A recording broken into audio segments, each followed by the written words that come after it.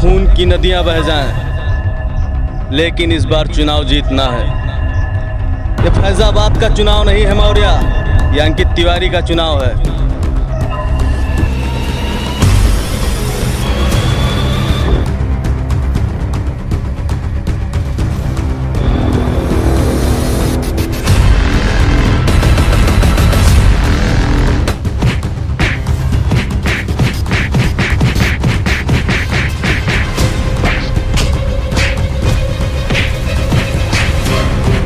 चुनाव तो हम ही जीतेंगे अंकित तिवारी, चाहे खून की नदियां क्यों ना बह जाए।